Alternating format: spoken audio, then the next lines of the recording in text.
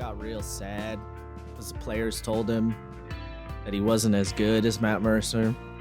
His hair wasn't as silky smooth, and his teeth weren't as sparkly white, and that he didn't have the same dulcet tones as Matt Mercer, or the same chiseled jawline, or the same fabulous... What was I talking about? Sessions canceled. Matt Mercer fanfic? Yeah, what? I don't write those. By myself. Yeah, exactly. I have an editor. Come on. Sessions canceled. Welcome. We return. Tis I, Josh, and Matt is also here. Tis I also here. Percy Glaxon himself. Mm-hmm. We are gonna talk about Matt Mercer's silky smooth head. No.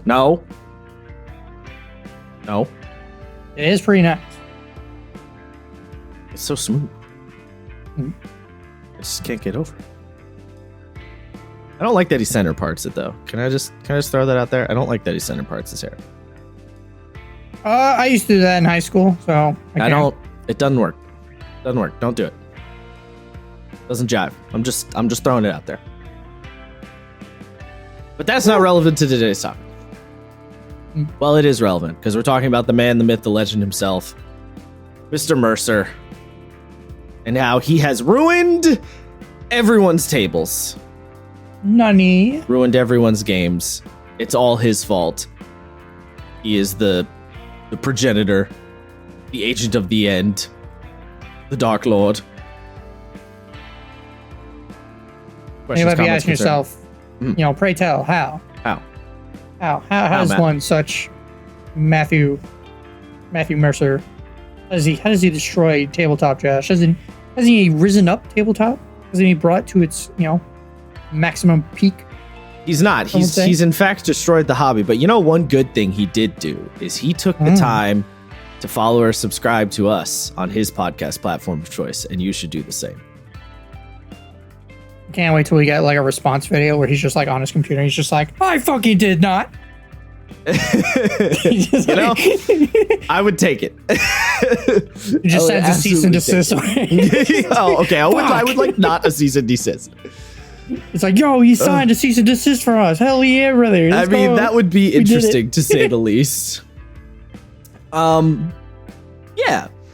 So, the Matt Mercer Effect. Before we really get into this, I think we just need to set up some context and explain so everyone's on the same page.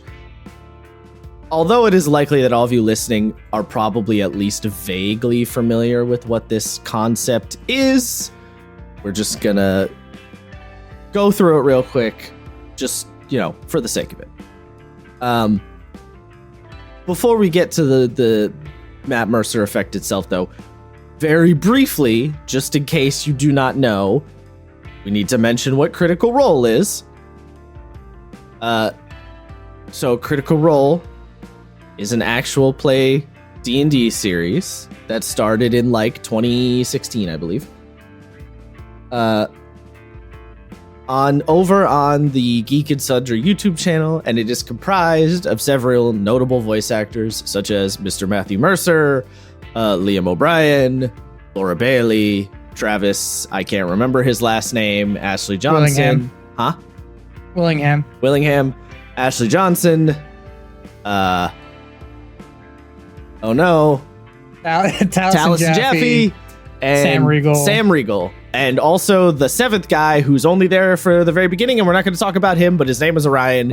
If you want to know what the deal is with Orion Okaba, you can look that up your damn self. We're not talking about it. You didn't even have to say it. Oh, whatever. Wait, did you mention Marisha Ray? Oh, I forgot Marisha. Yes, Marisha Ray, also there. I can't believe you. I did do that on purpose. Comprised of these characters who are all notable voice actors. Many of you have definitely played video games with them in it.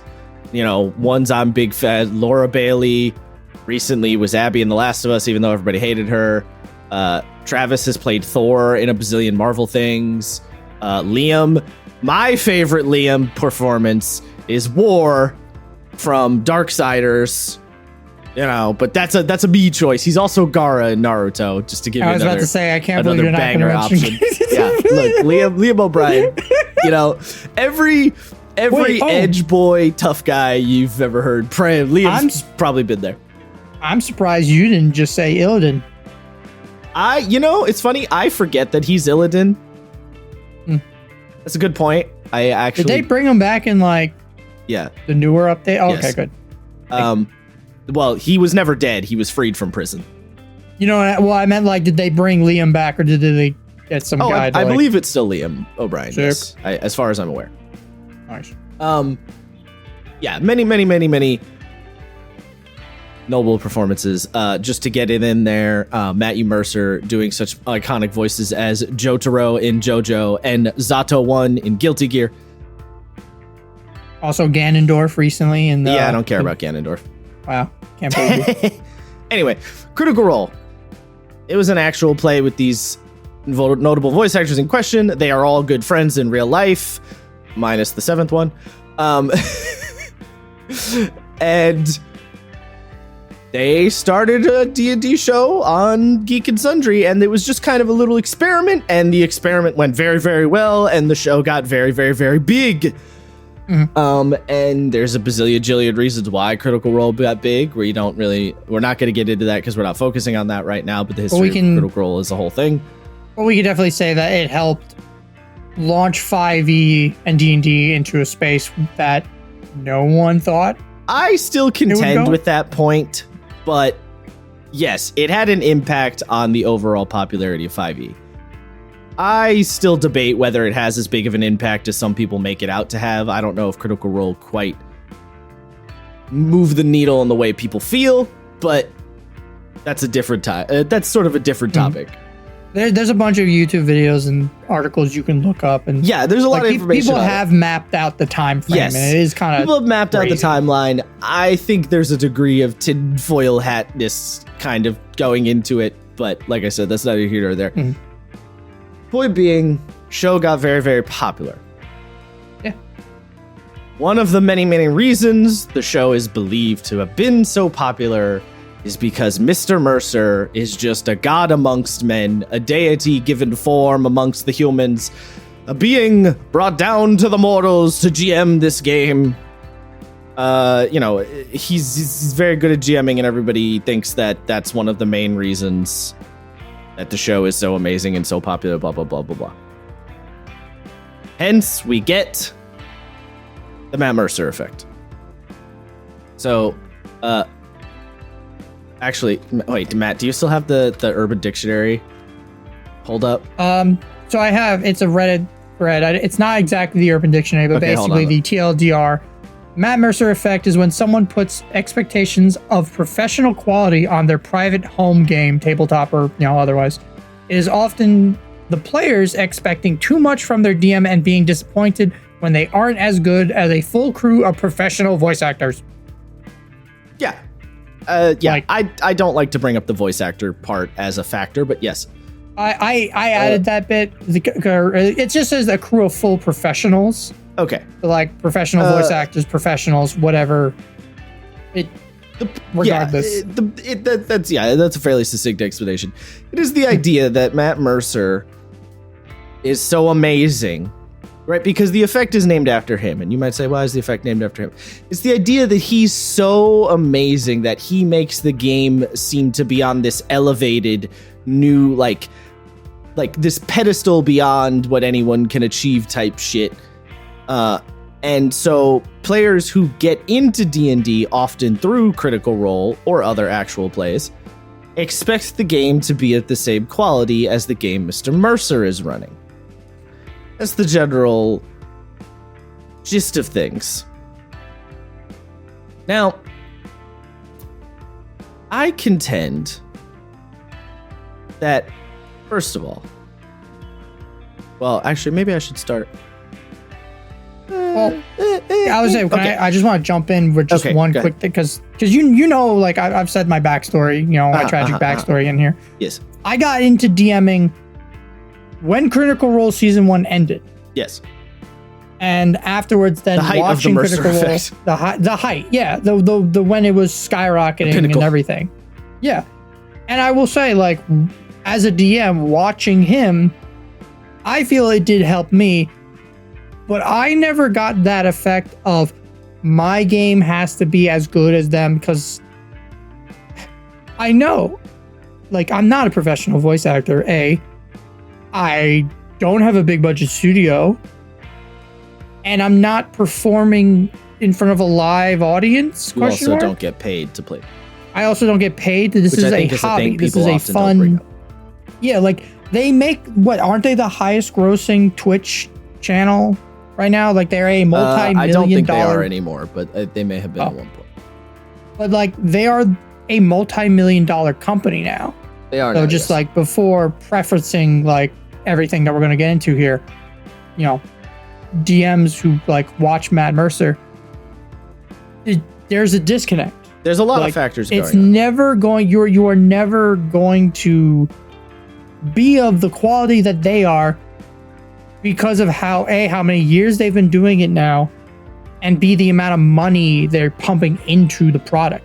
Like it is now more of a show than a home game, you know, and you're playing a D&D game with your friends. You're playing a game and act like a board game. Well, I think the important thing to note here is it's not a question really even of quality, because I do think you can have just as impactful and good of a game as Critical Role has. I don't think all of the extra production value really necessarily adds anything to the game. My biggest contention with the entire thing, and the reason that I don't even call it the Matt Mercer Effect, because I really think the thing that makes Critical Role magical is that it is 7 friends who all know each other very well, who all trust each other a lot, and who have played the game together a lot, and who are all willing to sort of throw themselves into the fire. But those are all things you can achieve at your home game, no problem. I think the thing is people expect their game to be exactly like Critical Role. They want the same style of game, the same beats. They expect it to be the same. And that is where I think the crux of the issue comes up. And that is where Matt Mercer himself hates this phenomenon and he hates that it's named after him and hates that it exists. Yeah, that was because this whole thing blew up years ago with that one subreddit post. You're getting ahead. Oh, all right. I didn't know. I got this. I know. We're getting it. Go. Yes. Mr. Mercer himself. Yeah, he hates this effect. I contend that the Matt Mercer Effect is not even really. It's not actually Mercer. It's the entire group and this beautiful synergy that they make between them. Mm-hmm. So if you sit down at your game and go, how do I get a game like Critical Role? Don't try to mimic them in any way. What you have to do is find that connective tissue and that camaraderie and all of those other aspects that you can do and make those work between you and your table. Because, there's no point in trying to duplicate anyone's game, because your game is your game and their game is their game. Mm-hmm. It achieves nothing. And just because Matt Mercer has the money to buy a bunch of Dwarven Forge minis does not make his game better. He could buy all the Dwarven Forge minis in the world. If he described every scene like a monotone typewriter, it wouldn't suddenly make the game better because he bought Dwarven Forge minis. You know what I'm saying? Mm. So I looked up a couple of articles. So if I did a little research. Crazy, I know. Minimal research. So let's not get too wild here. But I did find a little Screen Rant article that put the whole thing very succinct, and I think sort of sums it up in a nice, quick way. I'm not going to paraphrase or go over it, but I will throw the Screen Rant article in the description. If you're listening, if you want to look at it real quick, it just summarizes the whole thing quickly. I also found another little article that from a website called Geek Native, which I have no fucking clue what that is. And the article is very brief and whatever, but they had one little quote that I really liked that I had to mention. So they have a quote. The quote is, Thomas Lee Patterson of Master the Game, which is, I gathered, a smaller RPG YouTube channel, gave Geek Native a succinct alternate definition. What is the Matt Mercer effect? Putting DMing on a pedestal. And I think that is really where we get to the crux of the whole problem. Because even just the name, right? Even just by calling it the Matt Mercer effect, you are implying that the GM, in this case Matt Mercer, is the reason the whole thing is so amazing. And then if it weren't for him, it wouldn't be amazing. But that's discounting the other 6 people at the table. It's not all on the GM. So in the same way that Matt Mercer is not the reason Critical Role is amazing, your game is not bad only because of your GM. Or good only because of your GM. Obviously, your GM is a factor, but your contribution to the table is the same degree of importance as the GM's contribution to the table. Do not put your GM on a magical pedestal, because that's how we get into this problem. That's where all this stems from, is that the GM is seen as this deity at the table, this being beyond beings. But if you want to have a good game, everyone's got to put an equal amount of work in. And to bring up that Reddit post that Matt spoiled, you son of a bitch. I thought that's where you were going to start, because that's where this whole thing started from. Well, so I will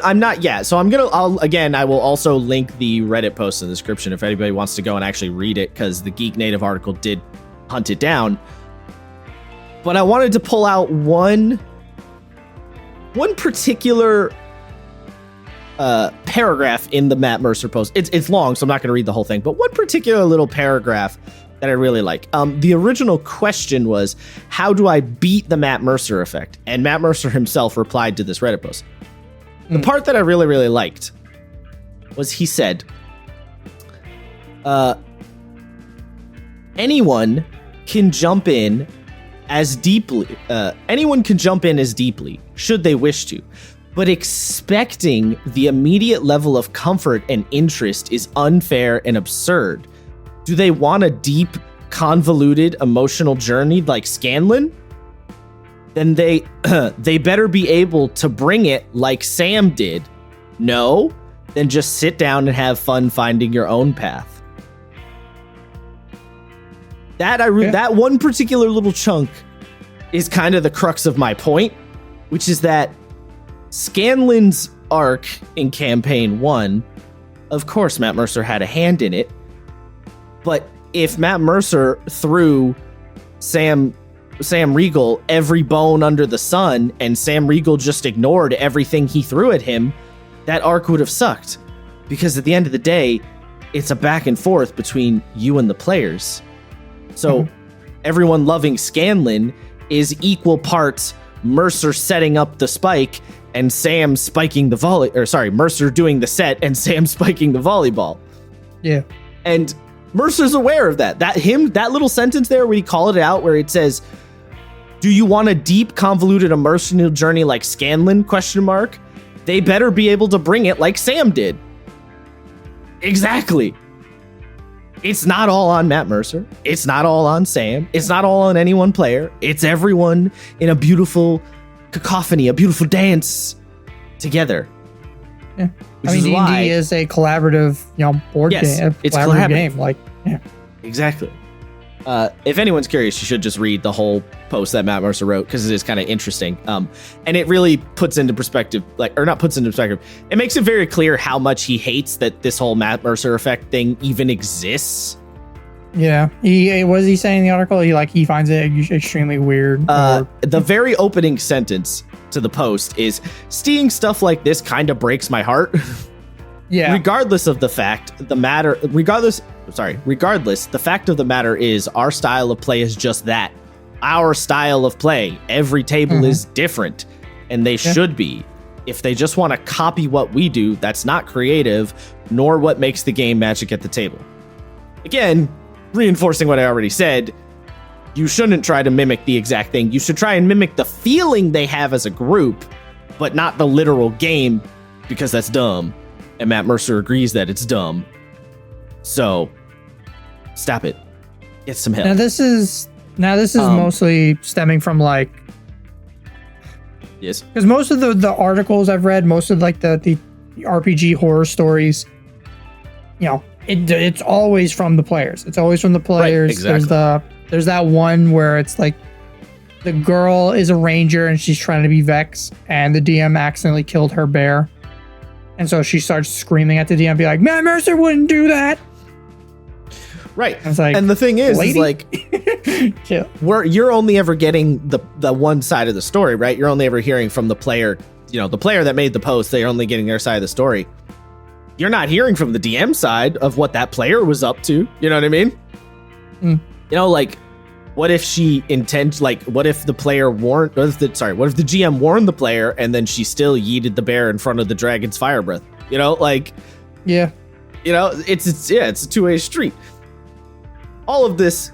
So the fact that, Matt Mercer hates the phrase, the idea of putting a GM on a pedestal being bad, and that's where this concept comes from. The idea that Matt Mercer himself admits that the players are part of the magic as much as he is part of the magic. All of this is to say, this is why I don't call it the Matt Mercer effect. I call it the Critical Role effect, because I think everyone is sort of equally involved in the scenario. Yeah. But I want to take it a step further than just the Critical Role effect.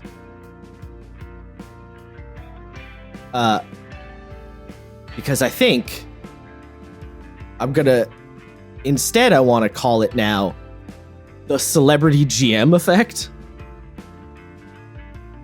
Okay. Because I think this actually goes beyond just Mercer.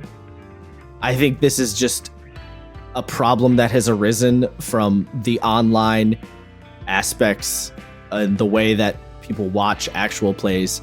And you might say to yourself, so the Celebrity GM effect, who counts as celebrity GMs? Just to give a couple of examples, obviously, Matt Mercer, Brennan Lee Mulligan, Chris Perkins, XP to level 3, Abria, I can't remember how to say her last name, Iyengar, Mike Shea, Jerry Holkins, Matt Colville, Ginny D. Those are just a couple of examples I whipped up. Basically anybody that has, oh God, I hate using the word, but anybody who's like, influencer, someone who's like, they have a following of sorts, whether they're working for D&D or not. They have their own platform.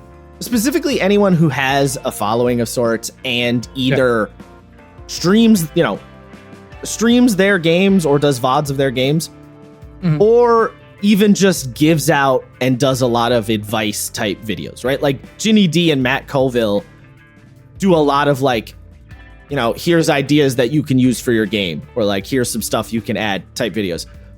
Yeah. I think all of that stuff all becomes this idea of the celebrity GM, and people get attached to, oh, I really like the way Matt Colville talks about the game. Oh, I really love the way Brennan Lee Mulligan runs. Oh, Chris Perkins has a lot of cool ideas. Oh, I like the energy that XP to level 3 has, with their players. Jacob is his name. I like the energy that Jacob has with his players. Any of that, like, celebrity, that idea of putting this person above, I think is really just, it goes beyond Mercer and is just a problem with all of it.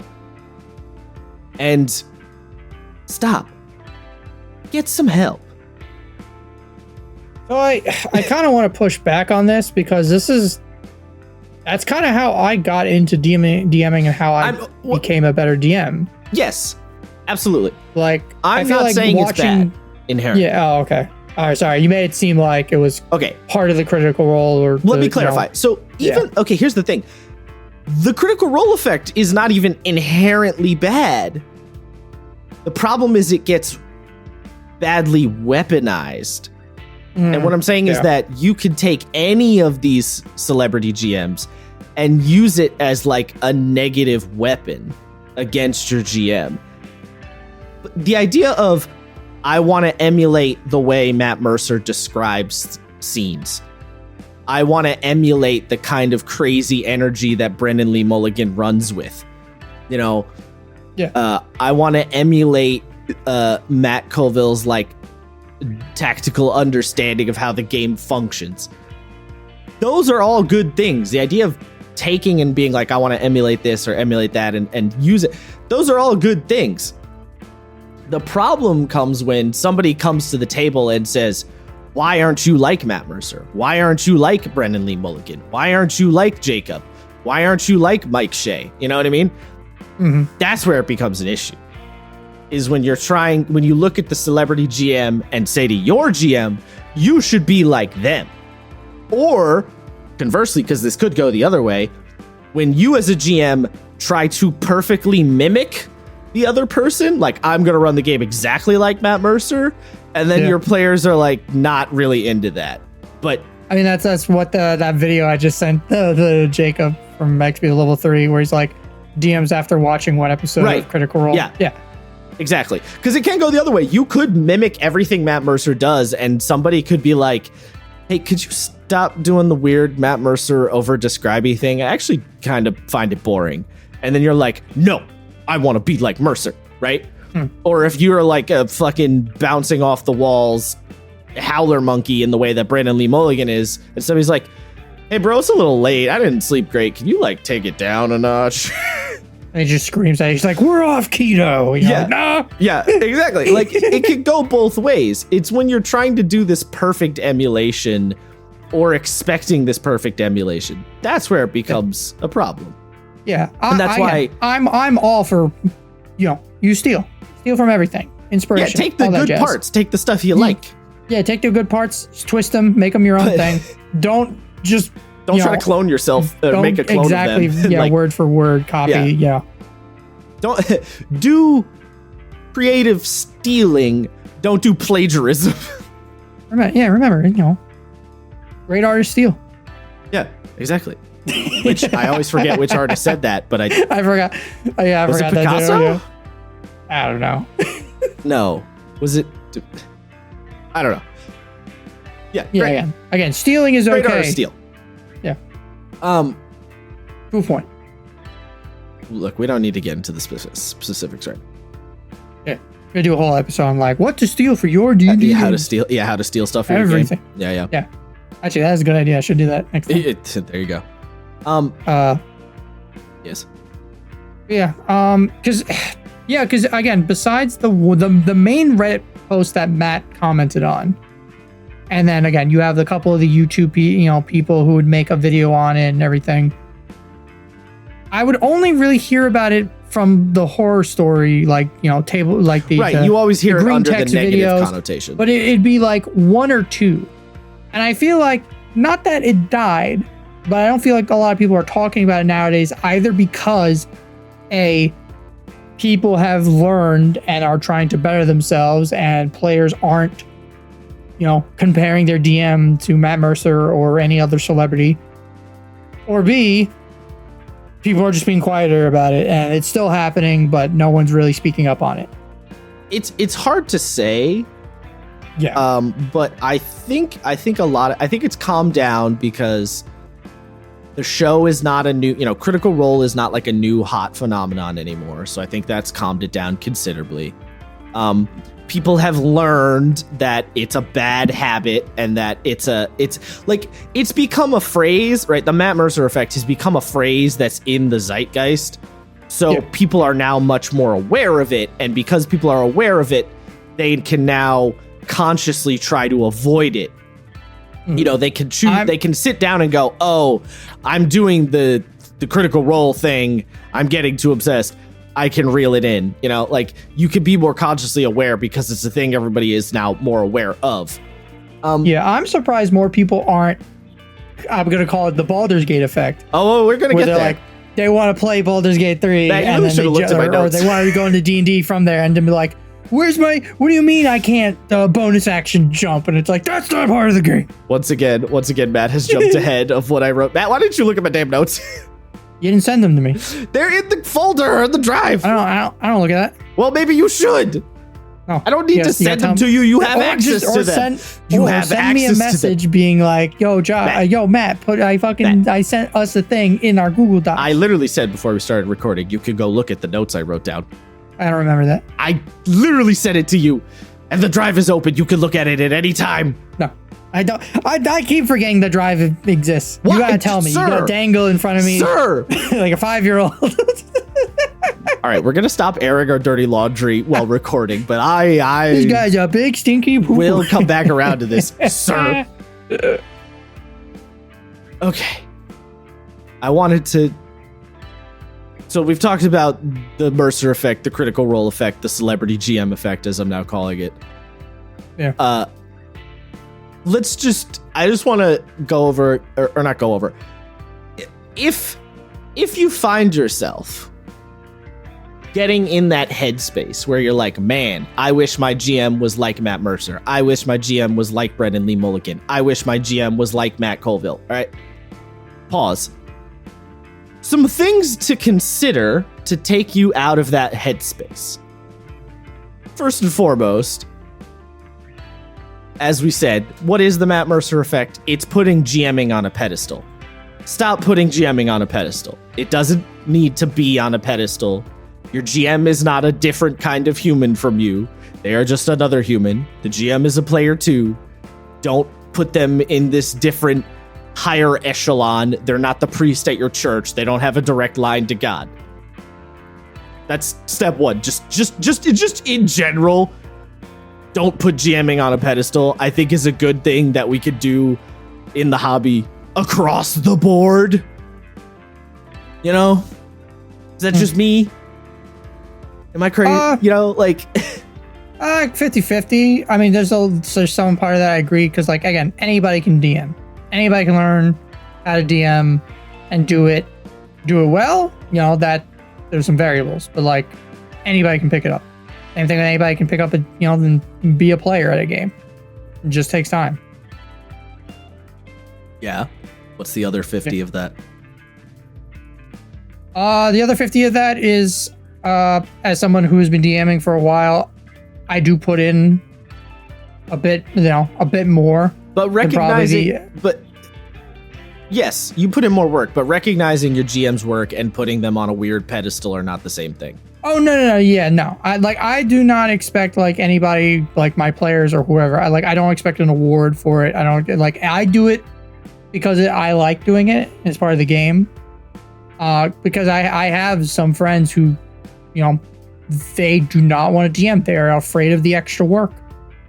And I'm like, it's not that bad. It's not like the extra work. Like sometimes if you're like struggling, it can be bad if you have like the, what do you call it? Like burnout or, writer's block sometimes.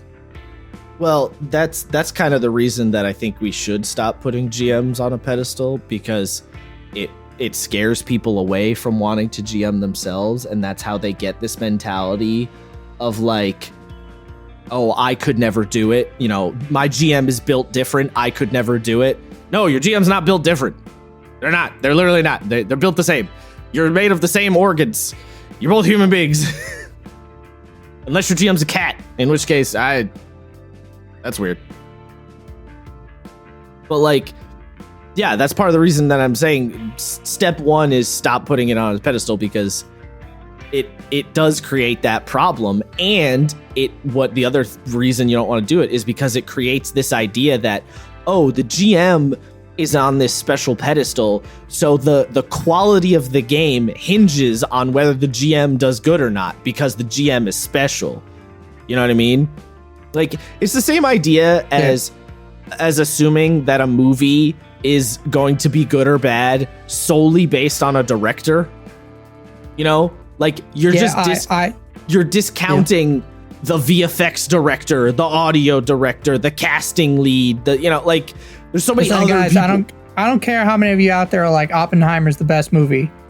Tenet sucked. Can we all agree Tenet sucks? I didn't watch Tenet, or Oppenheimer. Like, I like Christopher Nolan. That was the biggest nonsense movie I've ever seen in my entire life. Like, the fuck. Matt's coming swinging for Christopher Nolan. I love the man. I love him. He's such a good storyteller, but the fuck, dude. Anyways, yeah, no, so that's like the good comparison. Yeah, same, yeah, exactly. So, stop putting your gems on a pedestal. Start there. Yeah. Another thing to note. When you're watching a celebrity GM, and we already brought this up, but we're going to reiterate this. They are getting paid most of the time, not always. Most of the time, they are getting paid to run the game you're watching. Mm-hmm. What does that mean? They can put in more time and justify way more effort into the game than you can because they're getting paid for it. It's their job. If you got paid to play D&D, if I got paid to run D&D games, I would prep for fucking 5 hours a day. Yeah. And you have the people who do the work on Roll20 and stuff. They run games totally weekly, different. And it becomes their main job. Yeah. Totally different vibe. But you probably aren't getting paid. So you don't have all that extra leeway room to prep and prepare and get everything all nice and perfect and buy the Dwarven Forge minis. You know, shit, Matt Mercer buys a bunch of Dwarven Forge sets. He writes it off as a tax write-off. Yeah, dude. Or he uses the company. Actually, he probably just uses the company card now. He probably doesn't pay for them at all anymore. So it's going into the show. Yeah, that's a very, very different scenario than you at your house game. Like, that really changes the tone of things big time. So just keep that in the back of your mind. You know, like, it sounds kind of goofy, but that's a real big part of it. Yeah, I mean, look, back in the day when people just had the gridded, the gridded paper and everything. Like, the guy I mentioned on YouTube a lot, Zipper on Disney. He made a video where he's like, how to play D&D with, by only spending $20. Yeah, which you totally. And he literally just went to like an arts and crafts store, bought a bunch of like marbles and shit to use as tokens, paint, gridded paper. And then he just went in step by step on like how to like do it. And then he's like, there you go. Now you have this dry erase paper that you can use for like to make a zillion maps. I have all these like colorful marbles. Each one represents a different token or character or monster, whatever. There you go. Or sometimes people used to use, if they couldn't afford, like, you can't get a mini, people used to use food. And after you kill the monster, you fucking eat the food. You eat the M&M or Skittles whatever. Goblins. Skittle Goblins and shit. Yeah. So, the money factor and the getting paid to run the game is a huge thing. Yeah. Because if you're just running a home game, like you don't have to go crazy. Like one of my friends, they had like, they bought a fog machine for their game because they play in person. That's a little extra, but all right. Yeah, and that's what I was like. That's extra. He's like, yeah, but I wanted it. So I mean, if he wanted it, I'm like, I can't say anything against that. Yeah, I mean, that's fine. Like he does, like he built his own like little basement space, and like he's got like the lighting and everything, and fucking the fog machine going a little ham. Yeah. I think he even built one of those fucking the TV tables. The tables with the touch monitor on it. Like he literally built it, and he's like, God, I would after love a few months, he's like, I'm selling it because I want to build a bigger one. I'm like, what the fuck? God damn, what a bad lad. All right, yeah, well, it was like all shit. We are not all going to be Matt's psycho friend over here, so don't use it as an example. Yeah, but like he does it because he wants to, not because he has to. Sounds like homeboy has too much money to spare. Yeah, probably. Yeah, he gets into a lot of hobbies real easy. You a drug dealer, Matt? No. Is he a tech bro? Kind of. Kinda? All right. Okay. Kind of. But, anyway. But yeah, no, he he just got really into the hobby, and then just wants to put in the money, and it's like, if you have the disposable income, you can. If not, again, $20. That's all you need. Hell, you don't even technically need $20. Again, just download the fucking the SRD PDF. And there you go. And grab a number 2 pencil. Yeah, more or less.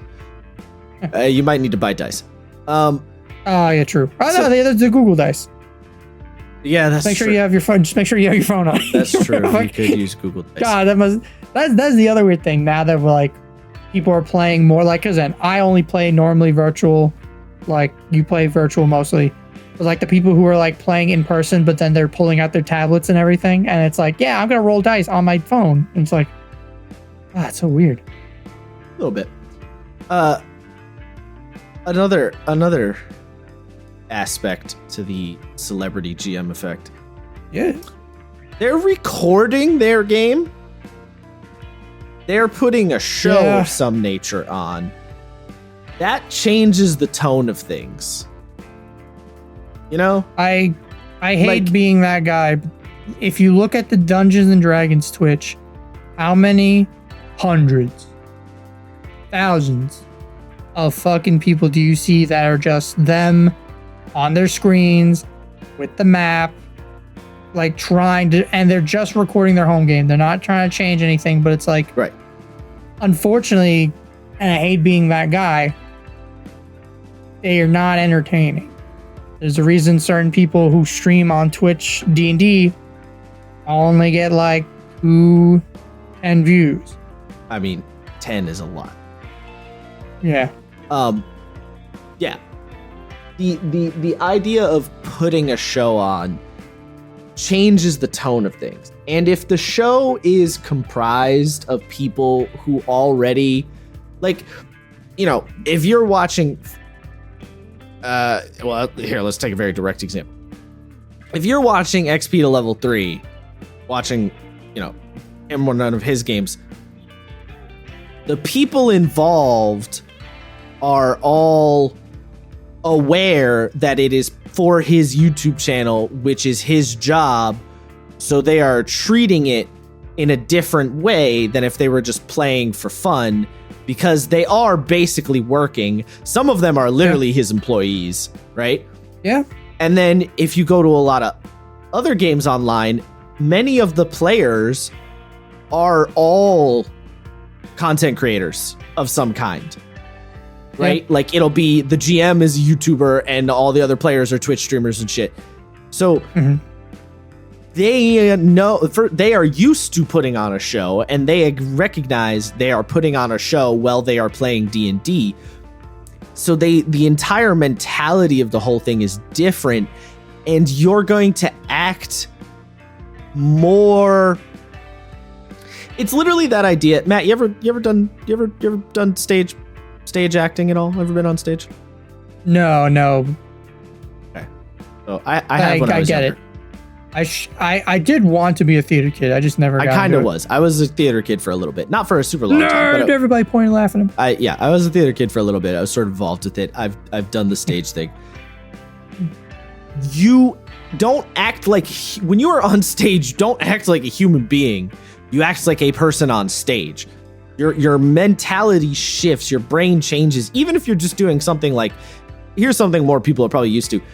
Just some nature of public speaking, even if it's just speaking in front of your classroom at school or whatever to do a report, your brain shifts into like a different, you're like a slightly different form of yourself. You're in performance mode. You're in I get that. I used to do that when I was in the band. So I used to be the bass, band, same idea. Bass guy in the metal band. So I'm like, all right, my parts are the, Sag, bass metal, being a bass player in a metal band.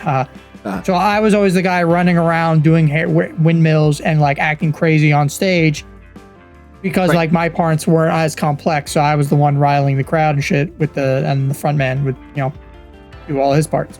Right. So you take all of that idea and you apply it to the celebrity GMs who are recording their game.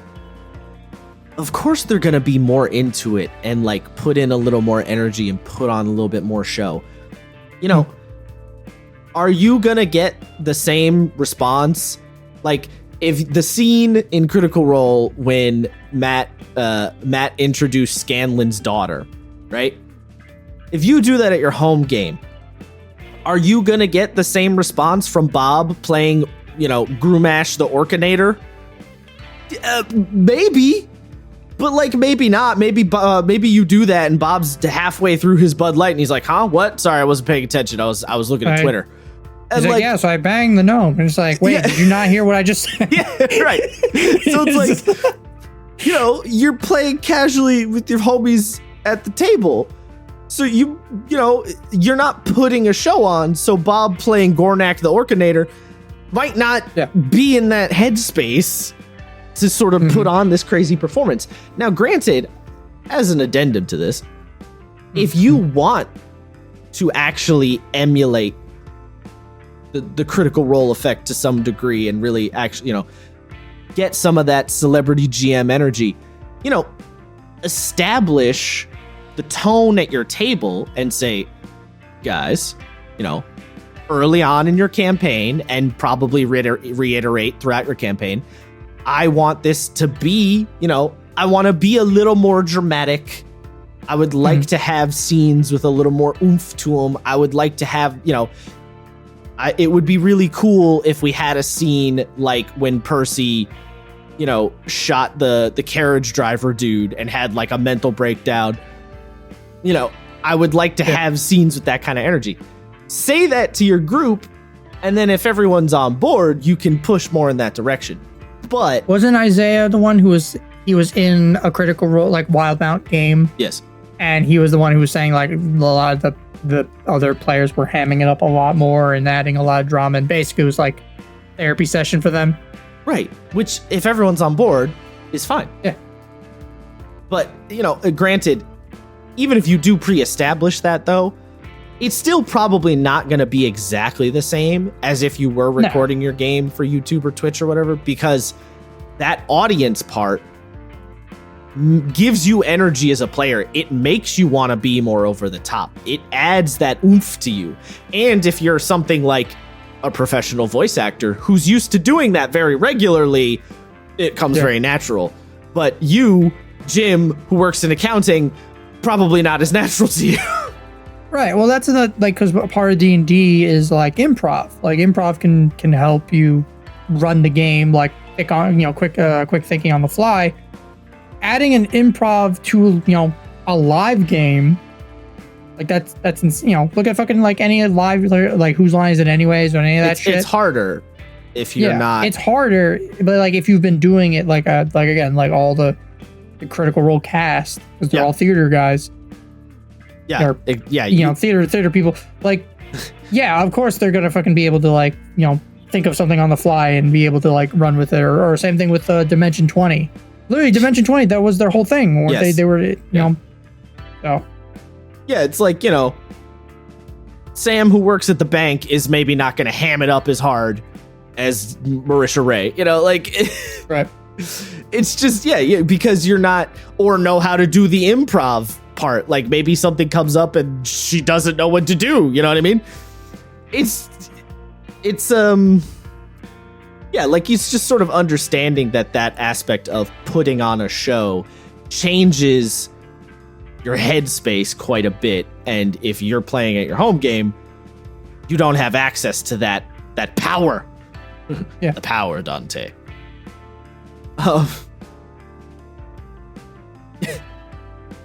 Damn it. Train of thought. Yeah, I was just saying, I'm not Isaiah. I don't know. I don't know Devil May Cry. What? The power joke. It's just Nero. Whatever. No, I don't know the power. It's literally just Nero wants to be more powerful. That's all. He just says it a lot. He just says power a lot because he always wants to be more powerful. I didn't know that. We definitely did. We've definitely talked about this. Anyway. No, maybe you guys have talked about it. We've definitely talked about this. But anyway, it doesn't matter because we fucking meme on Nero or Virgil all the time. We meme on Virgil all the time. I am the storm. Oh, so you know that fucking meme? Of course I know that. Everyone knows that. Everyone knows the power meme too. It's equally as unanimous with Virgil. Not unanimous. Boss. It's equally as ubiquitous with Virgil. The power thing is get the fuck out of here. I mostly know it because of fucking Kevin spamming it. Whatever. It's the same. It's the same amount of. Why are we talking about it? Where are we? What get the fuck out of here. Oh, god damn it. All right. Yeah. When your players are the storm that is approaching and trying to get you to be like Matt Mercer. Storm that's approaching. there was definitely, I think there was another one I wanted to add in on. Damn it. Yeah, those are amazing. I think there's probably one. I think the worst the green tech story I heard was someone doing the same thing, like where they made a character who was like Scanlan, but never progressed his like character arc. So he was just a scumbag, and the DM literally did the same thing where like his daughter came up. I think he actually ended up banging the daughter. Oh God. In the green text, and the DM's like, I'm not as good as Matt Mercer. I don't know what the hell to do now. And it's like, bro, it's like I don't even know who to be mad at. Yeah, I don't know who to hate in this scenario. I'm more so at the player for being a dickhead, but like, Jesus Christ. Basically, if you feel yourself getting into that celebrity GM headspace, remember, they're putting on a show. They're likely getting paid, and they likely are more experienced in the space. Mm-hmm. Your GM and your game are not those things. Let us not forget the 17.8 and his downfall. Where his audience built his hype up to astronomical proportions. Talk about putting a GM on a pedestal. Yeah, holy shit. Yeah. Should we explain? No, I don't want to go into that. Yeah, we don't need to. I don't want to go into it. All I'm going to say is if you want to hear about a travesty, look up Arcadum. All I'm going to say. Yeah. So, since you brought it up before, Matt, let's get into it. So the celebrity GM effect is one thing. Yeah. But what about the video game GM effect? My life is like a video game. I'm sorry. Because that is, like I kind of mentioned earlier, I have been seeing, not a lot, but I've been seeing one or two things, and then a couple of like funny meme videos of people who have played Baldur's Gate and are now like, I wish to learn the D&D. I wish to play, and have a Baldur's Gate 3 experience. Yeah. And it's just like, ooh, so all right, how do I do this? Yeah. She's like, as the GM. I just want to point out, this is not, Baldur's Gate 3 is going to be the touchstone for this, but CRPGs in the last 10 years or so have had a pretty healthy resurgence as a genre. Like, mostly just in thanks to Larry. Well, we've got Baldur's Gate 3, we've got Rogue Trader, we've got Solasta, Pillars of Eternity 1 and 2, Divinity Original Sin 1 and 2. Mm-hmm. Larian's big factor there. Pathfinder game, Kingmaker? Kingmaker by Owlcat. That's the same people who made Rogue Trader. Oh, shit. I didn't know that. That's cool. Yes, that's Owlcat Games. The CRPG space is really sort of exploding. Not exploding necessarily, but it's definitely been reinvented. Well, Baldur's Gate 3 exploded. The other games of the genre, I don't know if I'd say they exploded, but have definitely been reinvigorated quite a lot.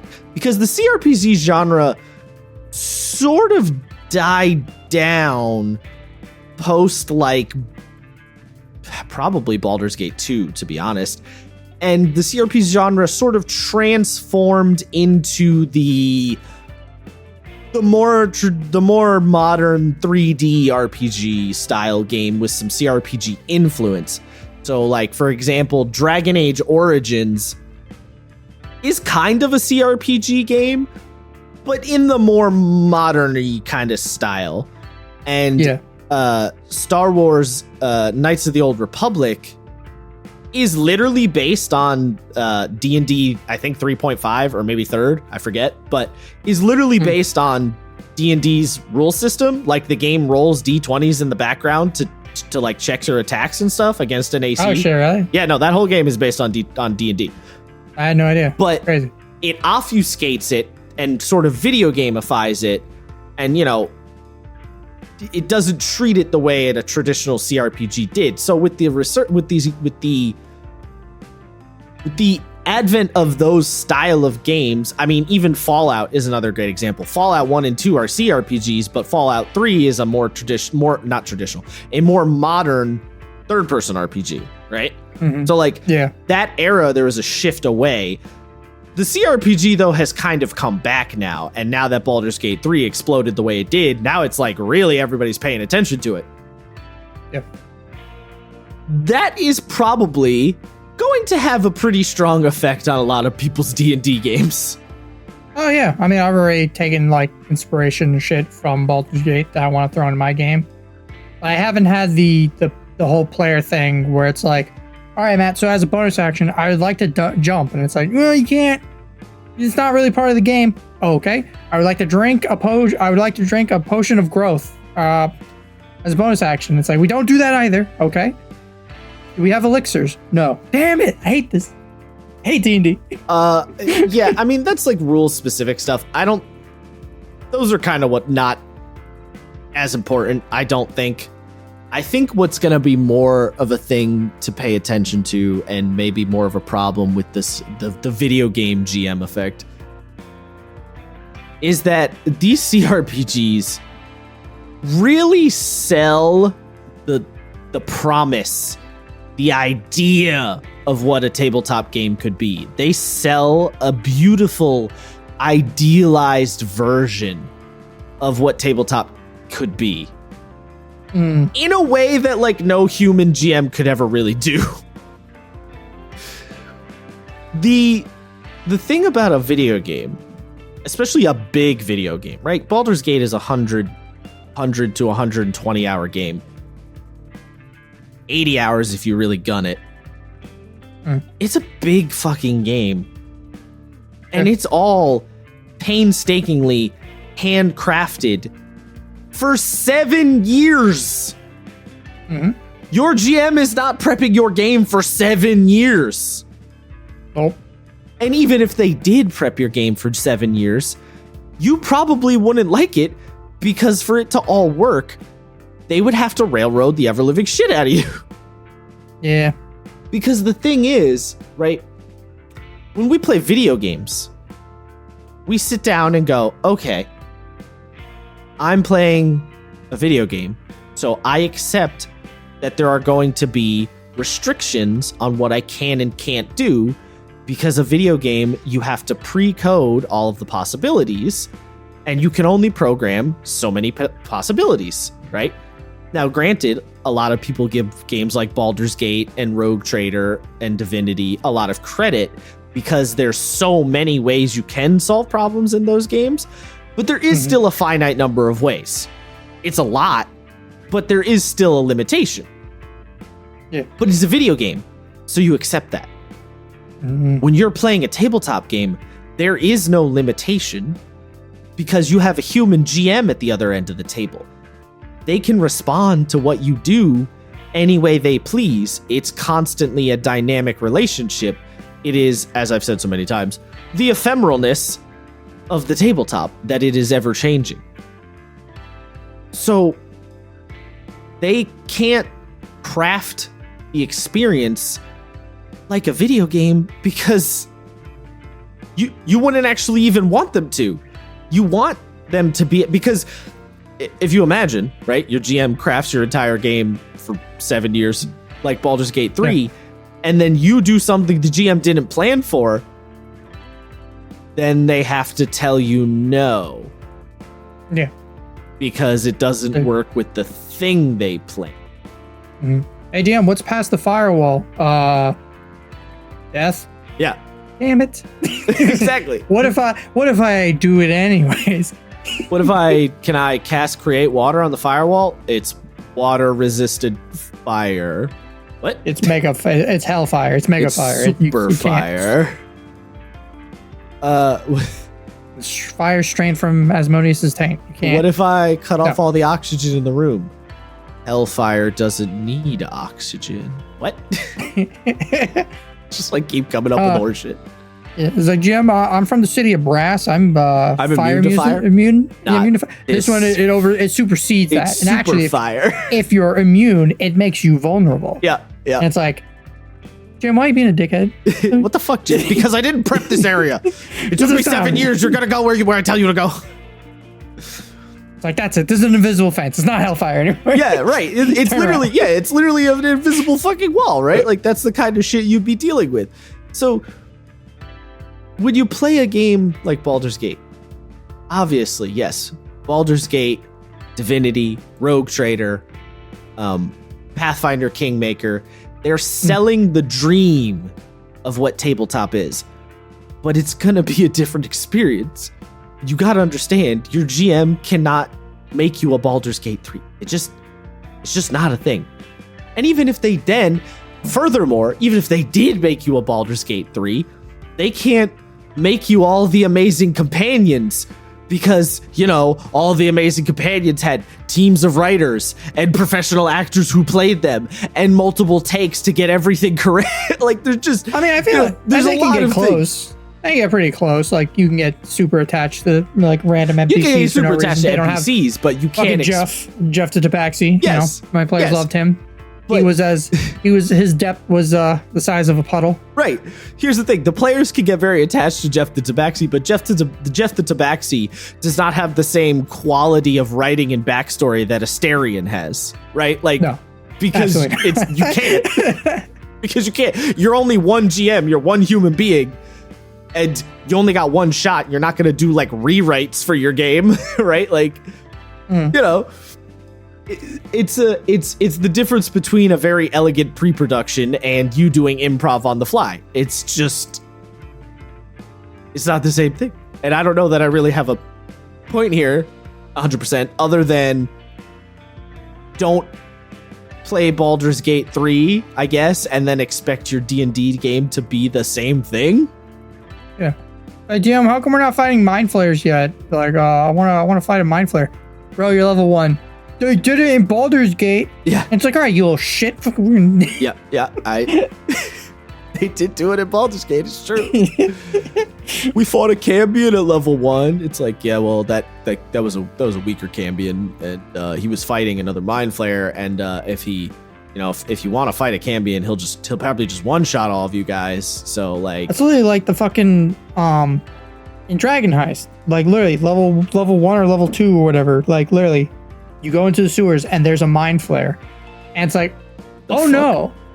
And yeah, and then turn 1, the Mind Flayer teleports away, but leaves his, Intellect Devourer to fight you. Which is more appropriate for your fucking level 1 or 2 characters. And it's like, nah, neat, thanks. If the Mind Flayer on his turn did anything else, we would be fucked. And dead. Adventure over, do not pass go, make a new character. Here's your halfling rogue. It's crazy. It's crazy that I get why, because we're going to put a bad guy in front of you and scare the players and all that, theatrical stuff. Like, I get that. But, like, it was also a moment where I had to like do the separation of like, my character has no idea what that is. Me, Matt, though, is shitting bricks because I'm like, oh no, that's a Mind Flayer. I'm a level 2 barbarian. Yes. I can't do that. I can't deal with that. I got nothing. I got a knife. I got a kniff. I can throw a kniff at him real hard. Yes.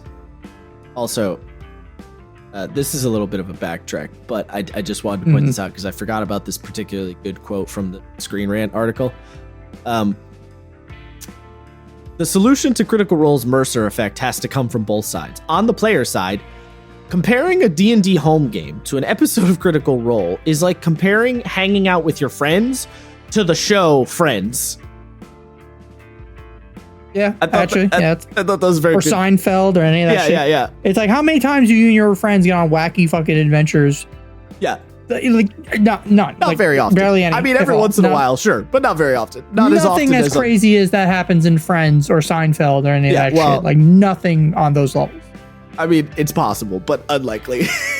But not every fucking day. Not every day, yeah. No, that's the main thing, is not every day. Right, exactly. That's the thing. And yes, the thing, you may have... on a positive note, you may have a session in your game that you're like, holy shit, that felt like an episode of Critical Role. That will happen every once in a while, where everything just falls right and the players are in the right mood and you set up the right moments and they take the setup and run with it. It'll happen every once in a while. But every session? I mean, no. I usually.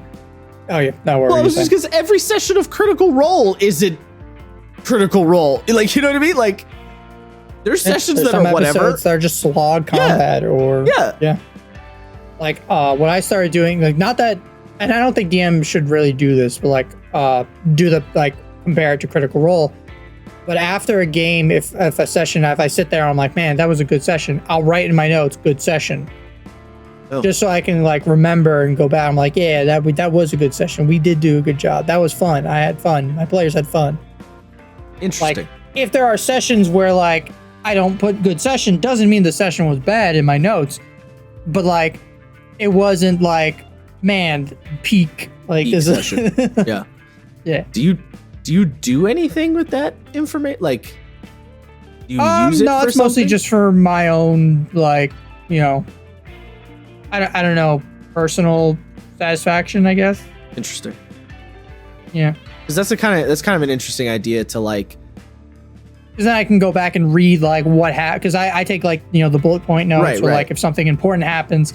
So and then at the bottom of my notes, you know, if it says good session, I can go back up top and read what the fuck happened. I'll be like, oh yeah, that's when the players pulled 3 fucking cards out of the deck of many things and destroyed and broke the campaign. Well, that was fun. There's an interesting idea there that you might have where like, because you know sometimes people will say if you're trying to like complete a task, it's like write it down and then sleep on it.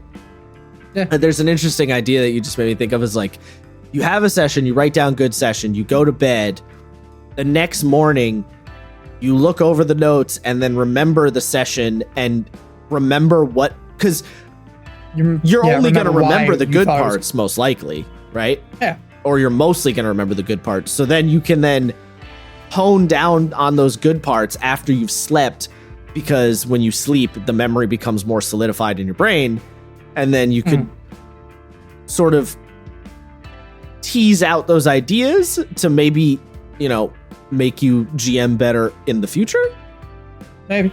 It's like a dream journal or some shit. Like, I don't know. There's an interesting idea that I don't know exactly. I mean, I think people should take notes. There are like DMs and players, but like, I think as a DM, you should be taking notes like during and after game. Sure. Yeah. Just for like your own sanity. Well, like, to remember shit, but also B, to be like, all right, next time throwing a boss at a player, do not give it things that stack multiple conditions. That is not fun. Yeah, well, players. The thing is or double the boss's health. My players one-shot it. Yeah. Fuck. Well, I take very utilitarian notes. Like the notes I tend to take tend to be, you know, X, Y, and Z thing happened. Here's something I need to remember later. This character did this. Like I take very basic utilitarian notes. But the idea of like marking off this was a good session, and then the next day trying to hone in and write down exactly why it was a good session in less of a utilitarian and more of like a diary kind of style is like an interesting idea. Yeah. I don't know how I would do it, but that's kind of like an interesting idea to sort of.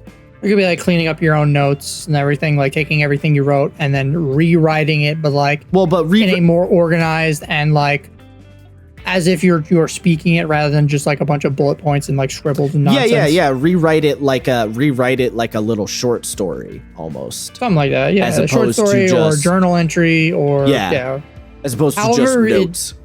Yeah, exactly. As if you were going to hand this to somebody and read it as if they're reading like a to get as if you're gonna paragraph in or a book or something, you know. As if you're gonna read it to someone to try and get them interested.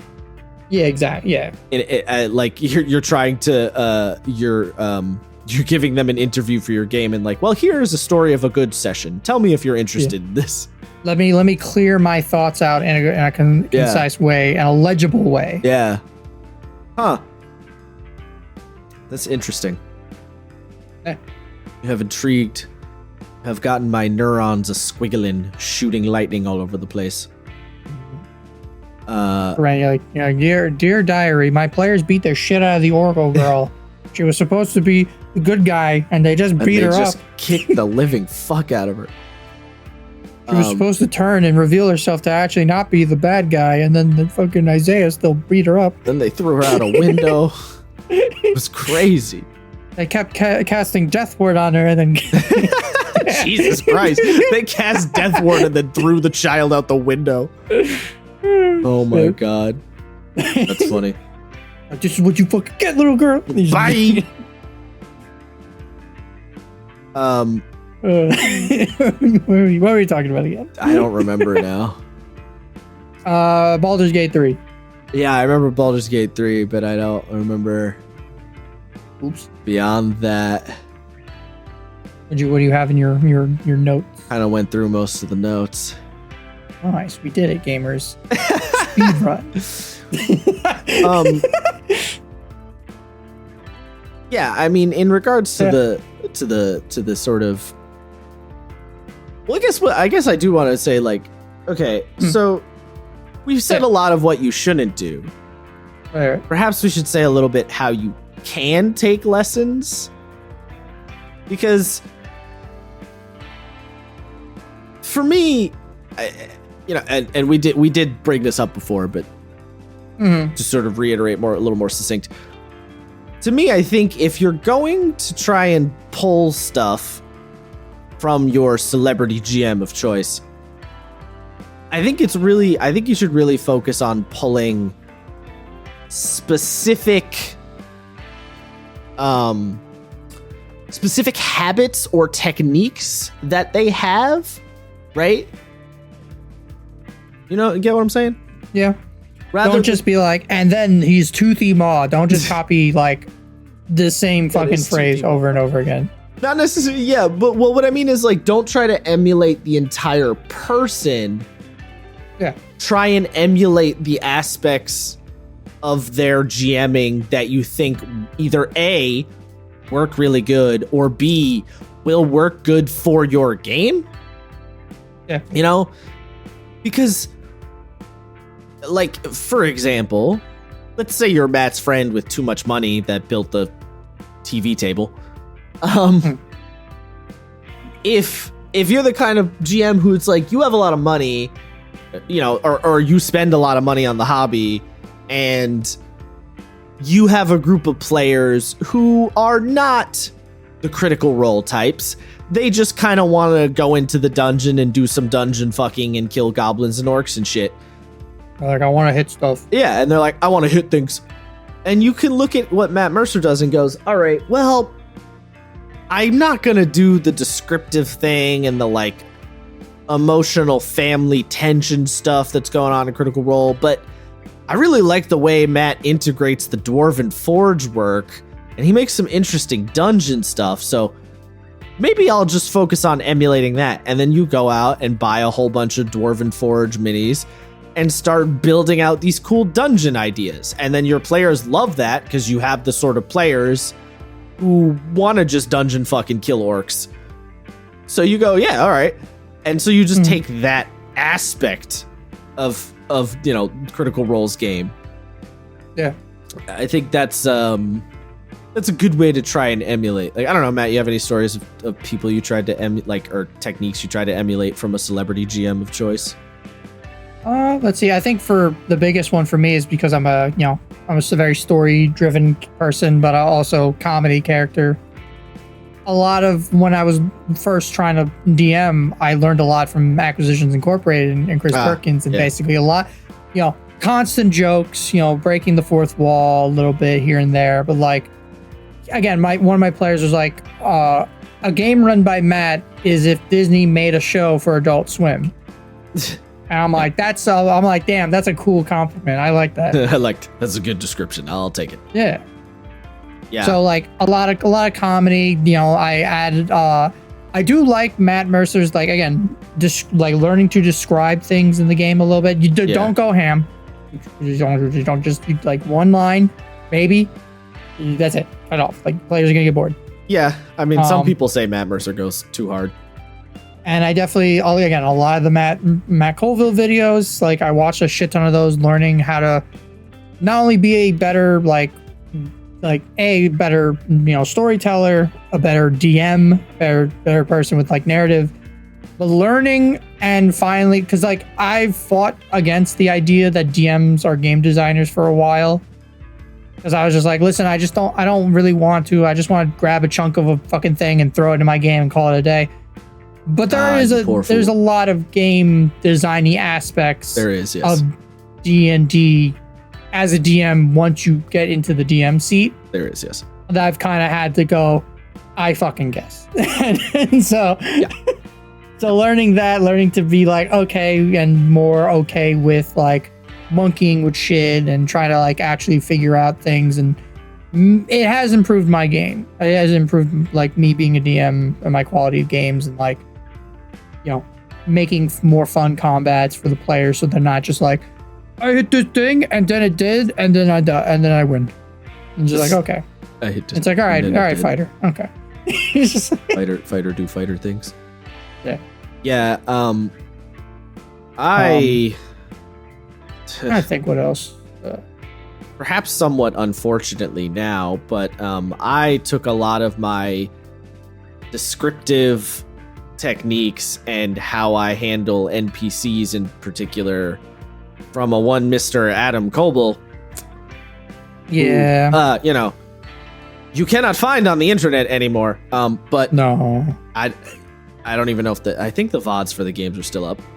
But yeah. I don't know why they would be taken down, but you never know. All right, except for the one. But other than that, I don't know what happened with that one.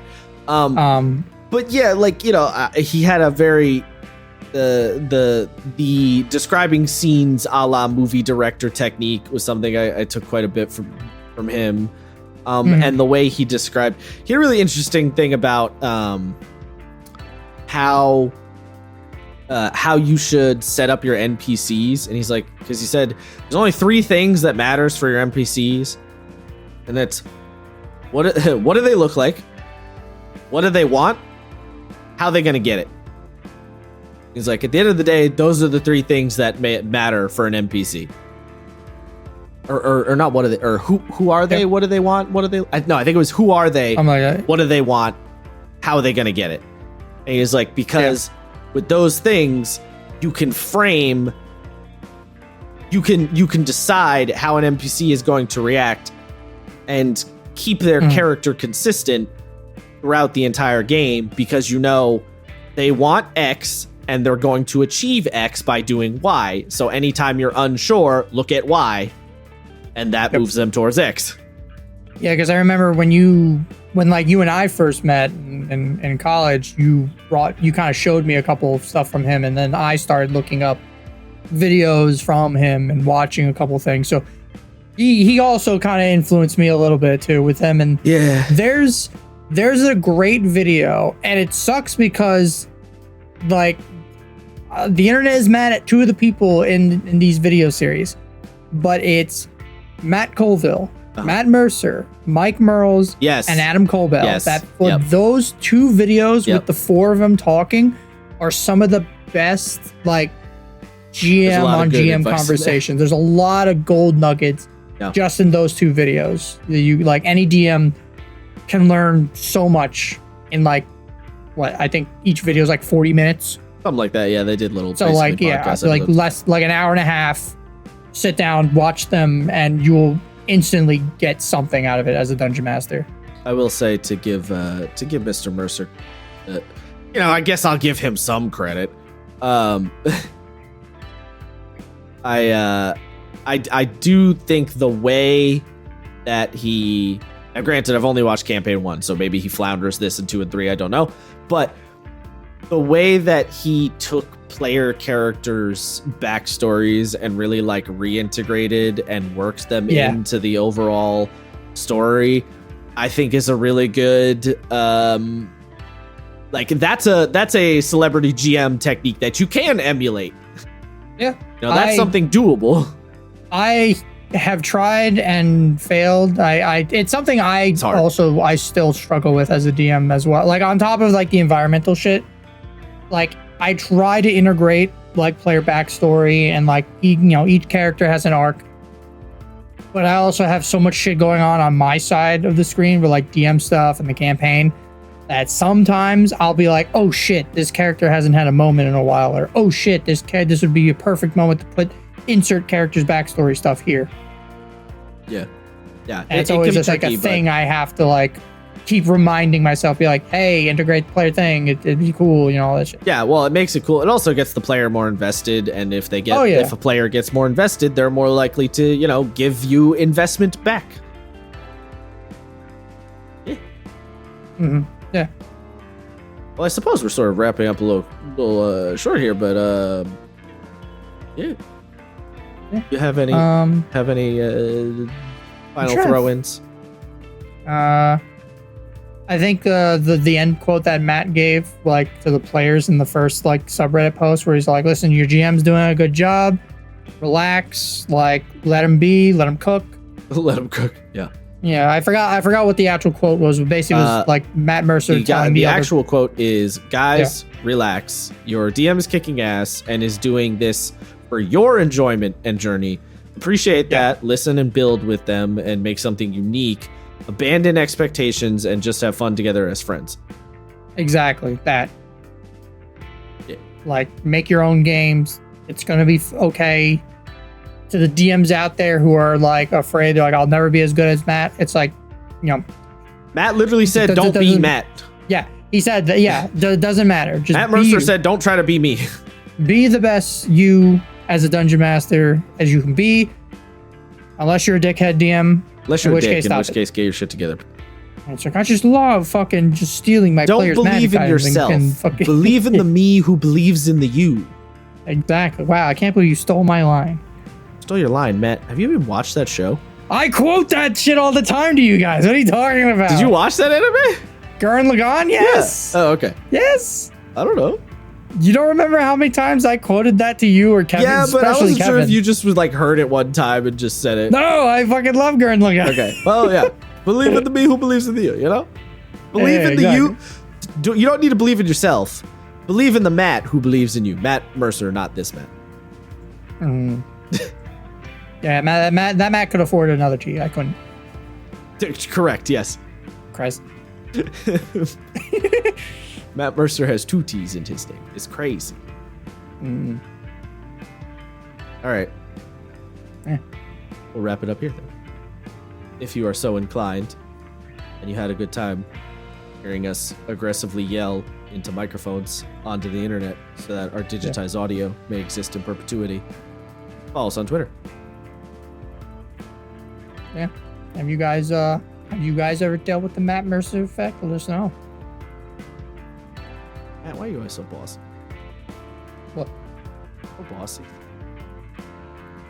I want them to, I want them to engage, Josh. I'm trying to be a good influencer over here. Spread my wherewithal to our audience of my mom. Yep. All right. That's all right. That one.